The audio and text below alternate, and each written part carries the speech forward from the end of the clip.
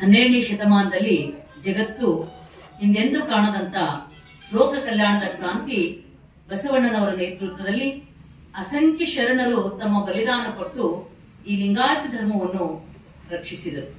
ಈ ಕ್ರಾಂತಿಯ ಫಲದ್ರೂಪವಾಗಿಯೇ ಜಗತ್ತಿಗೆ ಸಾಮಾಜಿಕ, ಧಾರ್ಮಿಕ, ಆಧ್ಯಾತ್ಮಿಕ ಮತ್ತು ರಾಜಕೀಯ ಕ್ಷೇತ್ರಗಳಲ್ಲಿ ನವದಿಸೆ ಪ್ರಾಪ್ತವಾಗಿ ಅನುಭವ ಮಂಟಪದಂತ ಆಧುನಿಕ ಪಾರ್ಲಿಮೆಂಟ್ ಈ ಒಂದು ಬಸವ ಕಲ್ಯಾಣದ ಭೂಮಿ ಮೇಲೆ ಪ್ರಪ್ರಥಮವಾಗಿ ಇಲ್ಲಿ ಸ್ಥಾಪನೆಗೊಂಡಿದೆ. ಈ ಒಂದು ಅನುಭವ ಮಂಟಪದ ಮೂಲಕನೇ ವಚನ ಸಾಹಿತ್ಯದಂತ ಕ್ರಾಂತಿಕಾರಕವಾಗಿರ್ತಕ್ಕಂಥ ಸಾಹಿತ್ಯ, ಅಭೇದ ನೀತಿಯ ಮೇಲೆ ಆಧಾರಿತವಾದಂತ ಒಂದು ಸಮಾನತೆ, ಸರ್ವ ಸಮಾನತೆ ಈ ಒಂದು ಅನುಭವ ಮಂಟಪದ ಮೂಲಕ ದೊರಕಿತು. ಸಾವಿರ ಸಾವಿರ ಸಂಖ್ಯೆಯಲ್ಲಿ ಪ್ರಾಣಾಹುತಿಗೈದು ಈ ಕ್ರಾಂತಿಯನ್ನು ಯಶಸ್ವಿಗೊಳಿಸಿದ ಹುತಾತ್ಮರ ಶ್ರೇಣಿಯಲ್ಲಿ ಶರಣ ಹರಳಯ್ಯ ಮತ್ತು ಮಧುವರಸರ ಹೆಸರು ಮುಂಚೂಣಿಯಲ್ಲಿದ್ದು, ಕೇವಲ ಅವರ ನಾಮಸ್ಮರಣೆ ಲಿಂಗವಂತರಿಗೆ ಲಿಂಗಾಂಗ ಸಾಮರಸ್ಯದ ದಿವ್ಯಾನುಭೂತಿಯನ್ನು ಒದಗಿಸಿಕೊಡುವ ಸಾಧನೆಯಾಗಿದೆ.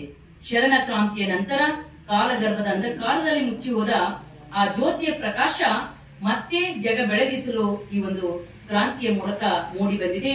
ಈ ದಿವ್ಯ ಜ್ಯೋತಿಗಳ ಪ್ರಕಾಶದಲ್ಲಿ ನಾವು ಮುಳುಗಿ ಮತ್ತೆ ಹೊಳೆಯುವ ಕಾಲ ಈಗ ಆಗಮಿಸಿದೆ ಅಂತ ನಮಗನಿಸ್ತಾ ಇದೆ. ಅಂತಹ ದಿವ್ಯ ಜ್ಯೋತಿಗಳ ಒಂದು ಸ್ಮರಣೆಯಲ್ಲಿ ಈ ಒಂದು ಶರಣ ವಿಜಯೋತ್ಸವ, ಹುತಾತ್ಮ ದಿನಾಚರಣೆ, ನಾಡ ಹಬ್ಬ ಈ ಒಂದು ಪ್ರತಿ ವರ್ಷದಂತೆ ಈ ವರ್ಷನೂ ಕೂಡ ಬಹಳ ಅರ್ಥಪೂರ್ಣವಾಗಿ ವಿಜೃಂಭಣೆಯಿಂದ 3 ಅಕ್ಟೋಬರ್ 2024ರಿಂದ 12 ಅಕ್ಟೋಬರ್ ವರೆಗೆ ಈ ಒಂದು ಕಾರ್ಯಕ್ರಮವನ್ನು ಆಯೋಜನೆ ಮಾಡಲಾಗಿದೆ. ಈ ಒಂದು ಕಾರ್ಯಕ್ರಮದಲ್ಲಿ ಪ್ರಪ್ರಥಮವಾಗಿ ಅವತ್ತಿನ ದಿವಸ 3ನೇ ತಾರೀಕಿನ ದಿವಸ ಬೆಳಗ್ಗೆ ಆರಂಭೋತ್ಸವ ಅಂತ ತಿಳ್ಕೊಂಡು ಇಲ್ಲಿ ಶ್ರೀ ಬಸವೇಶ್ವರ ದೇವಸ್ಥಾನದಿಂದ ಮುಂಜಾನೆ 8 ಗಂಟೆಗೆ ಪೂಜೆ ಪ್ರಾರ್ಥನೆಯೊಂದಿಗೆ ಆರಂಭಿಸಿ ಸಕಲ ವೈಭವದೊಂದಿಗೆ ಪರುಷಕಟ್ಟೆವರೆಗೆ ವಚನ ಸಾಹಿತ್ಯದ ಒಂದು ಪಲ್ಲಕ್ಕಿಯಲ್ಲಿ ಇಟ್ಟು ಮೆರವಣಿಗೆ ಮಾಡ್ತಕ್ಕಂತ ಒಂದು ಕಾರ್ಯಕ್ರಮ. ಆ ಪರುಷಕಟ್ಟೆ ತಲುಪಿದ ಮೇಲೆ ಅಲ್ಲಿ ಆ ಒಂದು ವಚನ ಪಠಣ, ಪೂಜ್ಯರ ಒಂದು ಅನುಭವ ನಂತರ ಪರುಷ ಪ್ರಸಾದ ವಿತರಣೆ ಅಲ್ಲಿ ಜರುಗ್ತಾ ಇದೆ. ಈ ಕಾರ್ಯಕ್ರಮದ ದಿವ್ಯ ಸನ್ನಿಧಿಯನ್ನು ಪೂಜ್ಯ ಶ್ರೀ ಡಾಕ್ಟರ್ ಮಲ್ಲಿಕಾರ್ಜುನ ಮಹಾಸ್ವಾಮಿಗಳು ಮುರುಘಾಮಠ ಧಾರವಾಡ ಇವರು ವಹಿಸಿಕೊಳ್ಳಲಿದ್ದಾರೆ. ಅದೇ ದಿವಸ ಸಾಯಂಕಾಲ ಶರಣ ವಿಜಯೋತ್ಸವ ಉದ್ಘಾಟನಾ ಸಮಾರಂಭ ನೆರವೇರಲಿದೆ. ಸಾಯಂಕಾಲ 6 ಗಂಟೆಗೆ ಈ ಕಾರ್ಯಕ್ರಮದ ದಿವ್ಯ ಸಾನ್ನಿಧ್ಯವನ್ನು ಪೂಜ್ಯ ಶ್ರೀ ಮಗಚ ಡಾಕ್ಟರ್ ಬಸವಲಿಂಗ ಪಟ್ಟದೇವರು ಅಧ್ಯಕ್ಷರು, ಅನುಭವ ಮಂಟಪ ಬಸವ ಕಲ್ಯಾಣ ಅವರು ವಹಿಸಿಕೊಳ್ಳಲಿದ್ದಾರೆ. ದಿವ್ಯ ಅನುಭವವನ್ನು ಪೂಜ್ಯ ಶ್ರೀ ಡಾಕ್ಟರ್ ಮಲ್ಲಿಕಾರ್ಜುನ ಮಹಾಸ್ವಾಮಿಗಳು ಮುರುಘಾಮಠ ಧಾರವಾಡ ಅವರು ಅನುಭವ ನೀಡಲಿದ್ದಾರೆ. ಈ ಕಾರ್ಯಕ್ರಮದ ಉದ್ಘಾಟನೆಯನ್ನು ಶರಣ ಶ್ರೀ ಸನ್ಮಾನ್ಯ ಶ್ರೀ ಈಶ್ವರ್ ಬಿ ಖಂಡ್ರೆ, ಅರಣ್ಯ ಪರಿಸರ ಮತ್ತು ಜೀವಿಶಾಸ್ತ್ರ ಹಾಗೂ ಬೀದರ್ ಜಿಲ್ಲಾ ಉಸ್ತುವಾರಿ ಸಚಿವರು, ಕರ್ನಾಟಕ ಸರ್ಕಾರ ಅವರು ಉದ್ಘಾಟಿಸಲಿದ್ದಾರೆ. ಈ ಕಾರ್ಯಕ್ರಮದ ಅಧ್ಯಕ್ಷತೆಯನ್ನು ನಮ್ಮ ಶಾಸಕರು, ಬಸವ ಕಲ್ಯಾಣದ ಸಹ ಶಾಸಕರಾಗಿರ್ತಕ್ಕಂಥ ಶರಣು ಸಲ್ಗರ್, ಮಾನ್ಯ ಶಾಸಕರು ಬಸವ ಕಲ್ಯಾಣ ಅವರು ವಹಿಸಿಕೊಳ್ಳಲಿದ್ದಾರೆ. ಇನ್ನು ಅದೇ ರೀತಿ 2ನೇ ತಾರೀಕಿನ ದಿವಸ ಅಂದ್ರೆ 4ನೇ ತಾರೀಕು ಸಾಯಂಕಾಲ 6 ಗಂಟೆಗೆ ಮಾಚಿದೇವ ಮಲ್ಲಿಬೊಮ್ಮ ವೀರ ಸೈನಿಕರ ವೇದಿಕೆಯ ಮೂಲಕ ವಿಶೇಷವಾಗಿರ್ತಕ್ಕಂಥ ಒಂದು ಕಾರ್ಯಕ್ರಮ ಈ ಸಲದ ಒಂದು ಕಾರ್ಯಕ್ರಮವಾಗಿದೆ. ಏಕೆಂದ್ರೆ ಈ ಒಂದು 12ನೇ ಶತಮಾನದಲ್ಲಿ ವಚನ ಸಾಹಿತ್ಯವನ್ನು ರಕ್ಷಣೆ ಮಾಡತಕ್ಕಂಥಲ್ಲಿ ಪ್ರಮುಖ ಮುಂದಿನ ಸಾಲೆಯಲ್ಲಿ ನಿಂತಿರ್ತಕ್ಕಂಥವ್ರು ಯಾರಂದ್ರೆ ಮಾಚಿದೇವ ಮಲ್ಲಿಬೊಮ್ಮ ಶರಣರು. ಹಾಗೆಯೇ ನಮ್ಮ ದೇಶದ ರಕ್ಷಣೆ ಮಾಡ್ತಕ್ಕಂಥ ನಮ್ಮ ಸೈನಿಕರು ಏನದರಲ್ಲ ಅಂತ ಒಂದು ಸೈನಿಕರು ನಿವೃತ್ತಿ ಆಗಿರ್ತಕ್ಕಂಥ ಒಂದು ಸೈನಿಕರ ಒಂದು ವೇದಿಕೆ ಅವರಿಗಾಗಿ ಇವತ್ತ ನಿರ್ಮಾಣ ಮಾಡಲಾಗಿದೆ. ಯಾಕೆಂದ್ರೆ ಇವತ್ತು ನಮ್ಮ ದೇಶಭಕ್ತಿ ನಮ್ಮ ಯುವ ಜನಾಂಗದಲ್ಲಿ ಬಿತ್ತಬೇಕಾಗಿದೆ. ಅದಕ್ಕೆ ಅಂತ ಒಂದು ದೇಶಭಕ್ತಿಯನ್ನು ಜನಾಂಗದಲ್ಲಿ ಬಿತ್ತಬೇಕು ಅಂತಕ್ಕಂತ ಒಂದು ಉದ್ದೇಶದಿಂದ ವೀರ ಸೈನಿಕರ ವೇದಿಕೆಯನ್ನು ಮಾಡಲಾಗಿದೆ. ಈ ಒಂದು ಕಾರ್ಯಕ್ರಮದ ಬಸವಜ್ಯೋತಿ ಪ್ರಜ್ವಲನೆಯನ್ನು ಶರಣರ ಬಸವರಾಜ್ ಪಾಟೀಲ್ ಸೇಡಂ, ಮುಖ್ಯ ಸಂಯೋಜಕರು, ವಿಕಾಸ ಅಕಾಡೆಮಿ ಕಲಬುರಗಿ ಅವರು ಮಾಡ್ತಾ ಇದ್ದಾರೆ. ಅನುಭವವನ್ನು ಶರಣ ಕರ್ನಲ್ ವೆಂಕಟರೆಡ್ಡಿ ಬೆಂಗಳೂರು ಬರ್ತಾ ಇದ್ದಾರೆ. ಅದೇ ರೀತಿಯಾಗಿ ಈ ಕಾರ್ಯಕ್ರಮದ ಅಧ್ಯಕ್ಷತೆಯನ್ನು ಕಾರ್ಗಿಲ್ ಮೇಜರ್, ಕಾರ್ಗಿಲ್ ವಾರಿಯರ್ ಅಂತ ತಿಳ್ಕೊಂಡು ಅವರಿಗೆ ಬಿರುದನ್ನು ಪಡೆದುಕೊಂಡಿರ್ತಕ್ಕಂಥ ಶರಣ ಸೂರ್ಯಕಾಂತ್ ಮೇತ್ರೆ ಗೌರವಾಧ್ಯಕ್ಷರು, ಮಾಜಿ ಸೈನಿಕರ ಸಂಘ ಬಸವ ಕಲ್ಯಾಣ್ ಇವರು ಆಗಮಿಸ್ತಾ ಇದ್ದಾರೆ. ಅದೇ ರೀತಿಯಾಗಿ ಆ ಒಂದು ದಿವಸ ಕಾರ್ಗಿಲ್ ವಿಜಯ್ ಅಂತಕ್ಕಂಥ ನೃತ್ಯ ರೂಪನ ಕೂಡ ಅಲ್ಲಿ ನಡೀತಾ ಇದೆ. ಸೇವೆಯೇ ಶ್ರೇಷ್ಠ ಜೀವನ ಅಂತಕ್ಕಂಥ ಗ್ರಂಥ ಬಿಡುಗಡೆಯನ್ನು ಕೂಡ ಮಾಡಲಾಗ್ತಾ ಇದೆ. 3ನೇ ದಿವಸ ಅಂದ್ರೆ 5ನೇ ತಾರೀಕಿನ ದಿವಸ ಸಾಯಂಕಾಲ 6 ಗಂಟೆಗೆ ಮಕ್ಕಳ ಸಮಾವೇಶ ಜರುಗ್ತಾ ಇದೆ. ಏಕೆಂದ್ರೆ ಇಂದಿನ ಮಕ್ಕಳೇ ನಾಳಿನ ಪ್ರಭುಗಳು, ನಾಡಿನ ನಾಯಕರು ಅಂತ ತಿಳ್ಕೊಂಡು ಆ ಮಕ್ಕಳಲ್ಲಿ ಒಂದು ಒಳ್ಳೆಯ ಸಂಸ್ಕಾರ ಬಿತ್ತಬೇಕು ಅಂತಕ್ಕಂತ ಉದ್ದೇಶದಿಂದ ಪ್ರತಿ ವರ್ಷನೂ ಕೂಡ ಮಕ್ಕಳ ಗೋಷ್ಠಿಯನ್ನು ಅಲ್ಲಿ ಮಾಡಲಾಗ್ತಾ ಇದೆ. ಈ ಮಕ್ಕಳ ಗೋಷ್ಠಿಯಲ್ಲಿ ವಿಶೇಷವಾಗಿ ಭೂಮಿ ತಾಯಿ ಅಂತಕ್ಕಂಥ ನಾಟಕ, ಜಾನಪದ ನೃತ್ಯ ಮತ್ತೆ ವಿಶೇಷವಾಗಿ ಬಸವಜ್ಯೋತಿ ಪ್ರಜ್ವಲನೆ ಮಾಡ್ತಕ್ಕಂಥವ್ರು ಶರಣ ಗುರುರಾಜ್ ಜಿಲ್ಲಾ ಮಕ್ಕಳ ರಕ್ಷಣಾಧಿಕಾರಿಗಳು ಮಾಡ್ತಾ ಇದ್ದಾರೆ. ಇದರ ಅಧ್ಯಕ್ಷತೆಯನ್ನು ಶರಣ ಮಲ್ಲಿಕಾರ್ಜುನ್ ಮೊಳಕೇರಿ ಸಹಾಯಕ ಕಾರ್ಯಪಾಲಕ ಅಭಿಯಂತರರು ರಾಷ್ಟ್ರೀಯ ಹೆದ್ದಾರಿ ಇಲಾಖೆ ಬೆಂಗಳೂರವರು ವಹಿಸಿಕೊಳ್ಳಲಿದ್ದಾರೆ. ಅದೇ ರೀತಿಯಾಗಿ 6ನೇ ತಾರೀಕಿನ ದಿವಸ ರವಿವಾರ ಮಹಾಶಕ್ತಿ ಕೂಟಗಳ ಸಮಾವೇಶ. ಅಂದ್ರೆ ಕುಟುಂಬದಲ್ಲಿ ಪ್ರಮುಖ ಪಾತ್ರ ಯಾರು ಅಂದ್ರೆ ತಾಯಿ ಯಾವ ರೀತಿಯಾಗಿ ಸಂಸ್ಕಾರ ಕೊಡ್ತಾಳೋ ಆ ರೀತಿ ಮಕ್ಕಳು ಬೆಳೀತಾ ಇದ್ದಾರೆ. ಅದಕ್ಕ ಈ ಎಲ್ಲಾ ಇಡೀ ಜನಾಂಗ ಒಳ್ಳೆಯ ಸಂಸ್ಕಾರದಲ್ಲಿ ಬೆಳಿಬೇಕಾದ್ರೆ ಆ ತಾಯಿ ಪಾತ್ರ ಬಹಳ ಮುಖ್ಯವಾಗಿರ್ತಕ್ಕಂಥದ್ದು. ಅದಕ್ಕೆ ಹೆಣ್ಣಲ್ಲ, ಹೆಣ್ಣು ಸಾಕ್ಷಾತ್ ಕಪಿಲ ಸಿದ್ಧ ಮಲ್ಲಿಕಾರ್ಜುನ ಅಂತ ಇಡೀ ಜಗತ್ತಿಗೆ ಹೆಣ್ಣು ಮಕ್ಕಳಿಗೆ ಪರಮಾತ್ಮನ ಸ್ವರೂಪ ಅಂತ ತಿಳ್ಕೊಂಡು ಹೇಳಿ ಶಕ್ತಿಯನ್ನು ಗುರುತಿಸಿದವರು 12ನೇ ಶತಮಾನದ ಶರಣರು. ಅದಕ್ಕೆ ಆ ಶರಣರ ಒಂದು ದಾರಿಯಲ್ಲಿ ಈ ಒಂದು ಜನಾಂಗ ಮಹಿಳೆಯರು ನಡಿಬೇಕು ಅಂತಕ್ಕಂಥ ಉದ್ದೇಶದಿಂದ ಮಹಿಳಾ ಶಕ್ತಿ ಕೂಟಗಳ ರಚನೆ ಮಾಡಿ ಪ್ರತಿ ವರ್ಷನೂ ಕೂಡ ಮಹಿಳಾ ಶಕ್ತಿ ಕೂಟಗಳ ಸಮಾವೇಶ ಇಲ್ಲಿ ಜರುಗ್ತಾ ಇದೆ. ಆ ಒಂದು ಕಾರ್ಯಕ್ರಮದ ಬಸವಜ್ಯೋತಿ ಪ್ರಜ್ವಲನೆಯನ್ನು ಶರಣೆ ಮಾಲಾ ಬಿ ನಾರಾಯಣರಾವ್ ಅಧ್ಯಕ್ಷರು ಕರ್ನಾಟಕ ಮೀನುಗಾರಿಕೆ ಅಭಿವೃದ್ಧಿ ನಿಗಮ ಬೆಂಗಳೂರವರು ಮಾಡ್ತಾ ಇದ್ದಾರೆ. ಅದರ ಅನುಭವವನ್ನು ಶರಣೆ ಶಾರದಮ್ಮ ಅಧ್ಯಕ್ಷರು ರಾಷ್ಟ್ರೀಯ ಬಸವದಳ ಬಳ್ಳಾರಿ ಅವರು ಹೇಳ್ತಾ ಇದ್ದಾರೆ. ಅಧ್ಯಕ್ಷತೆಯನ್ನು ಶರಣೆ ವಿಜಯಲಕ್ಷ್ಮಿ ಗಡ್ಡೆ ನಿರ್ದೇಶಕರು ಶ್ರೀ ಬಸವೇಶ್ವರ ದೇವಸ್ಥಾನ ಪಂಚ್ ಕಮಿಟಿ ಅವರು ವಹಿಸಿಕೊಳ್ಳಲಿದ್ದಾರೆ. ಅದೇ ದಿವಸ ಅನುಭವ ಮಂಟಪ ಅಂತಕ್ಕಂಥ ಅಕ್ಕನ ಬಳಗ ಬಸವ ಕಲ್ಯಾಣ ಶರಣೆಯರಿಂದ ವಿಶೇಷವಾಗಿರ್ತಕ್ಕಂಥ ರೂಪಕ ನೆರವೇರಲಿದೆ. ಇನ್ನು 7ನೇ ತಾರೀಕಿನ ದಿವಸ ಸೋಮವಾರ ಹಿರಿಯ ನಾಗರಿಕರ ಸಮಾವೇಶ. ಈ ಒಂದು ಸಮಾವೇಶ ಹಿರಿಯ ನಾಗರಿಕರ ಒಕ್ಕೂಟ ಉದ್ಘಾಟನೆಯಾಗಿ 1 ವರ್ಷ ಆಯಿತು. ಹೋದ ವರ್ಷ ಇದೇ ಸಂದರ್ಭದಲ್ಲಿ ಉದ್ಘಾಟನೆಗೊಂಡು ಅದು 1 ವರ್ಷದಲ್ಲಿ ಸುಮಾರು 4-5 ಕಾರ್ಯಕ್ರಮಗಳ ಮೂಲಕ ಪರಿಸರ ರಕ್ಷಣೆ ಮತ್ತ ಹಿರಿಯ ನಾಗರಿಕರಿಗೆ ಏನೇನು ಸೌಲಭ್ಯ ಬೇಕು ಅಂತಕ್ಕಂಥ ಒಂದು ಕಾರ್ಯ ಸರ್ಕಾರಕ್ಕೆ ಮನವಿ ಕೊಡುವುದರ ಮೂಲಕ ಈ ಒಕ್ಕೂಟದ ಅಧ್ಯಕ್ಷರು ಕಾರ್ಯದರ್ಶಿಗಳು ಮಾಡ್ತಾ ಇದ್ದಾರೆ. ಯಾಕಂದ್ರೆ ಹಿರಿಯರ ಒಂದು ಅನುಭವ ಈ ಸಮಾಜಕ್ಕೆ ಇನ್ನು ಹೆಚ್ಚಿನ ರೀತಿಯಲ್ಲಿ ಸೇವೆ ಆಗ್ಬೇಕು ಅಂತಕ್ಕಂಥ ಉದ್ದೇಶದಿಂದ ಹಿರಿಯ ನಾಗರಿಕರ ಒಂದು ಒಕ್ಕೂಟ ರಚನೆಯಾಗಿದೆ. ವಿಶೇಷವಾಗಿ ಆ ದಿವಸ ಉಪನ್ಯಾಸವನ್ನು ನಮ್ಮ ಸಂಜಯ್ ಮಾಕಲ್ ಅವರು ಮಾಡ್ತಾ ಇದ್ದಾರೆ. ಬಸವಜ್ಯೋತಿ ಪ್ರಜ್ವಲನೆ ಶರಣ ದತ್ತಾತ್ರೇಯ ದಾದಾ ತಹಸೀಲ್ದಾರ್ ಬಸವ ಕಲ್ಯಾಣ್ ಅವರು ಮಾಡ್ತಾ ಇದ್ದಾರೆ. ಅಧ್ಯಕ್ಷತೆಯನ್ನು ಶರಣ ಡಾಕ್ಟರ್ GS ಬುರಾಳೆ ಉಪಾಧ್ಯಕ್ಷರು ಶ್ರೀ ಬಸವೇಶ್ವರ ದೇವಸ್ಥಾನ ವಿಶ್ವಸ್ತ ಸಮಿತಿ ಬಸವ ಕಲ್ಯಾಣ್ ಅವರು ವಹಿಸಿಕೊಳ್ಳಲಿದ್ದಾರೆ. ಆ ದಿವಸ ವಿಶೇಷವಾಗಿರ್ತಕ್ಕಂಥ ಒಂದು ಸೇವಾ ನಾಯಕ ಪ್ರಶಸ್ತಿ, ಶರಣ ಸೇವಾ ನಾಯಕ ಪ್ರಶಸ್ತಿ ಯಾರಿಗೆ ಕೊಡಮಾಡಲಾಗ್ತಾ ಇದೆ ಅಂತಂದ್ರೆ ಯಾರು ತಾಯಿ ತಂದೆ ಹಿರಿಯರ ಸೇವೆ ಮಾಡ್ತಾ ಇದ್ದಾರೋ. ಯಾಕೆಂದ್ರೆ ಇವತ್ತು ನೋಡ್ತಾ ಇದೀವಿ ಸೇವೆ ಮಾಡ್ತಕ್ಕಂಥದ್ದು ಕೊರತೆ ಕಂಡು ಬರ್ತಾ ಇದೆ. ಅದಕ್ಕೆ ಯಾರು ವಿಶೇಷವಾಗಿ ತಾಯಿ ತಂದೆ ಹಿರಿಯರ ಸೇವೆ ಮಾಡ್ತಾ ಇದ್ದಾರೋ ಅಂತವರಿಗೆ ಗುರುತಿಸಿ ಇನ್ನು ಮುಂದಿನವರಿಗೂ ಸೇವೆ ಮಾಡ್ತಕ್ಕಂಥ ಒಂದು ಪ್ರೇರಣೆ ಆಗ್ಲಿ ಅಂತಕ್ಕಂಥ ಉದ್ದೇಶದಿಂದ ಹಿರಿಯ ನಾಗರಿಕರ ಒಕ್ಕೂಟದಿಂದ 3 ಅಲ್ಲಿ ಅವತ್ತಿನ ದಿವಸ ಸನ್ಮಾನವನ್ನು ಕೂಡ ಅಲ್ಲಿ ಮಾಡಲಾಗ್ತಾ ಇದೆ.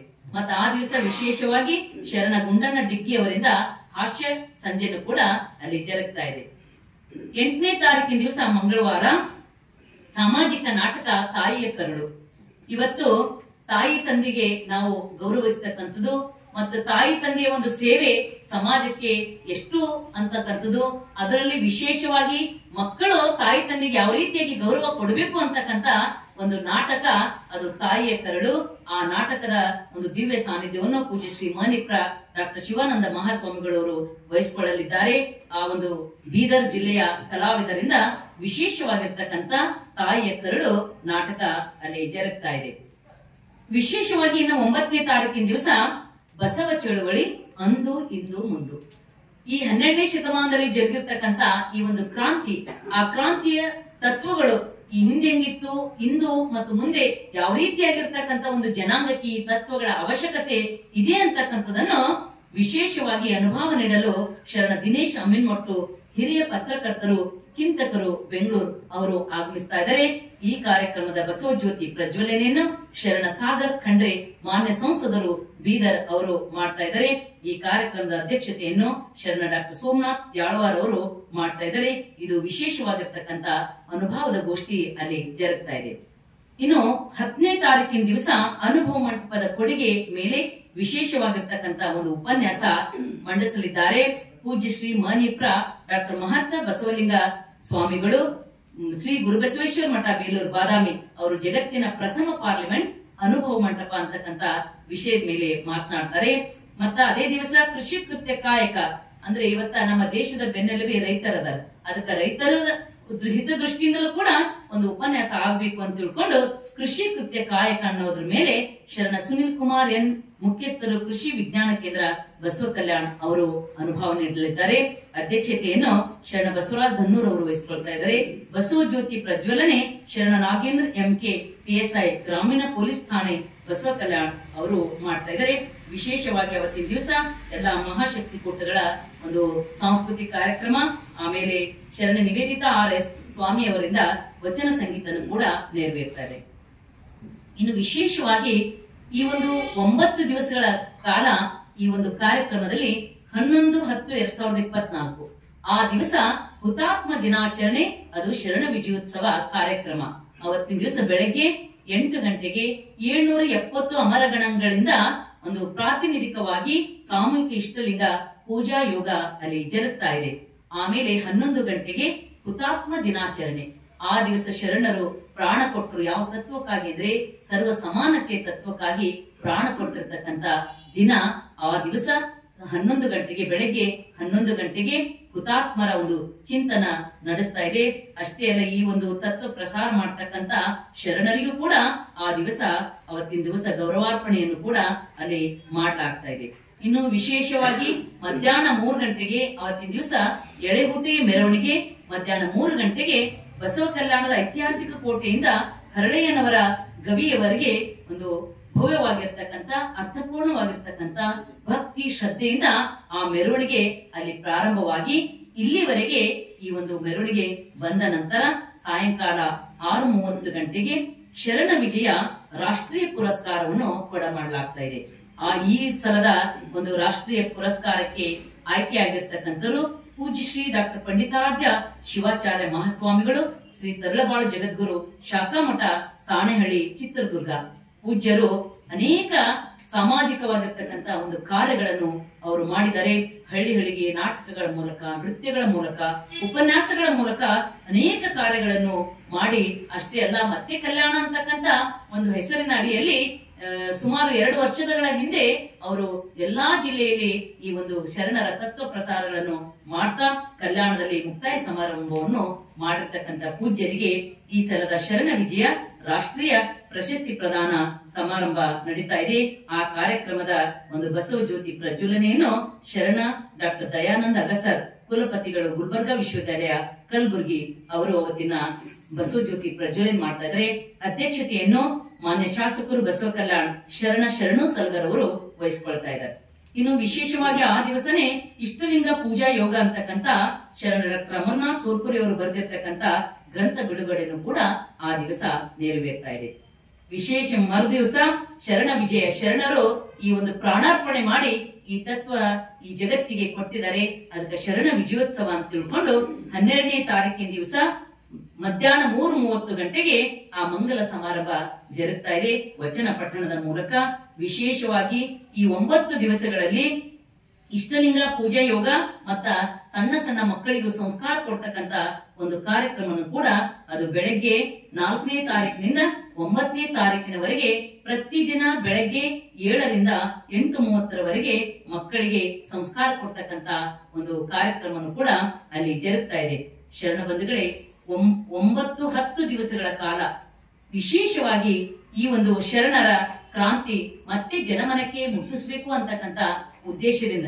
ಯಾಕೆಂದ್ರೆ ಎಲ್ಲಿವರೆಗೆ ನಾವು ಜನಾಂಗಕ್ಕೆ ಇತಿಹಾಸ ತಿಳಿಸುವುದಿಲ್ಲ, ಯಾವ ಜನಾಂಗ ಇತಿಹಾಸ ಮರೆತದೋ ಆ ಜನಾಂಗ ಇತಿಹಾಸ ನಿರ್ಮಾಣ ಮಾಡುವುದಿಲ್ಲ. ಇಡೀ ಜಗತ್ತಿಗೆ ವಿಶಿಷ್ಟವಾಗಿರ್ತಕ್ಕಂಥ, ಇಡೀ ಜಗತ್ತಿನ ಜನಾಂಗದ ಏಳಿಗೆಯ ಪ್ರಗತಿ ಅಭಿವೃದ್ಧಿಯ ಕ್ರಾಂತಿ ಯಾವುದಂದ್ರೆ ಇದು ಕಲ್ಯಾಣ ಕ್ರಾಂತಿ. ಅದಕ್ಕಿಂತ ಒಂದು ಕಲ್ಯಾಣ ಕ್ರಾಂತಿ ಜನಮಾನಸದಿಂದ ಅಳಿಸಿ ಹೋಗ್ಬಾರ್ದು, ಜನಮಾನಸದಲ್ಲಿ ಮತ್ತೆ ಅದು ಬಿತ್ತುತ್ತಾ ಹೋಗ್ಬೇಕು.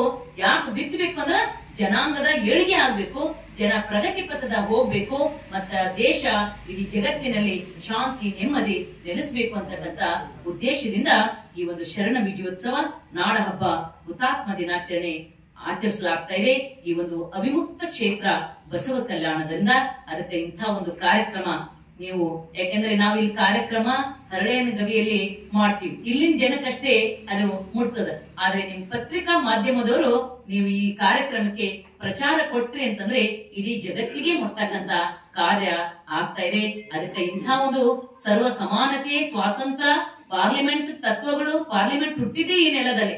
ಇಂಥ ಒಂದು ನೆಲದಿಂದ ಈ ಕಾರ್ಯಕ್ರಮ ನೀವು ಇಡೀ ಜಗತ್ತಿಗೆ ಮುಟ್ಟಿಸ್ತಕ್ಕಂಥದ್ದು ಬಹಳ ಜವಾಬ್ದಾರಿ ಯಾರ ಮೇಲಿದೆ ಅಂದ್ರೆ ನಮ್ಮ ಪತ್ರಿಕಾ ಮಾಧ್ಯಮದವ್ರ ಮೇಲಿದೆ. ಅದಕ್ಕ ನೀವ್ ಎಷ್ಟೆಷ್ಟು ಇಂತಹ ತತ್ವಗಳ ಪ್ರಸಾರ ಕೊಡ್ತಿರೋ ಅಷ್ಟೆಷ್ಟು ಜನಮನದಲ್ಲಿ ಇಂಥ ತತ್ವಗಳ ಬೀಜ ಬಿತ್ತುತ್ತಾ ಹೋಗ್ತದೆ. ಅಂತ ಒಂದು ಕಾರ್ಯ ನೀವು ಮಾಡ್ತಕ್ಕಂಥದ್ದು. ಅದಕ್ಕೆ ನಿಮ್ಮಲ್ಲಿ ನಾವು ಮನವಿ ಮಾಡ್ಕೊಳ್ತಾ ಇದೀವಿ ಏನಂದ್ರೆ ಈ ಕಾರ್ಯಕ್ರಮ ಹೆಚ್ಚಿನ ರೀತಿಯಲ್ಲಿ ಪ್ರಚಾರ ಕೊಟ್ಟು ರಾಜ್ಯ ಮಟ್ಟದಲ್ಲಿ, ರಾಷ್ಟ್ರ ಮಟ್ಟದಲ್ಲಿ ಪ್ರಚಾರ ಕೊಟ್ಟು ಜನಮನಕ್ಕೆ ಮುಟ್ಟಿಸ್ತಕ್ಕಂತ ಕಾರ್ಯ ನೀವೆಲ್ಲರೂ ಪತ್ರಿಕಾ ಮಾಧ್ಯಮದವರು ಮಾಡಬೇಕು ಅಂತ ನಾನು ಮನವಿಯನ್ನು ಮಾಡಿಕೊಂಡು ನನ್ನ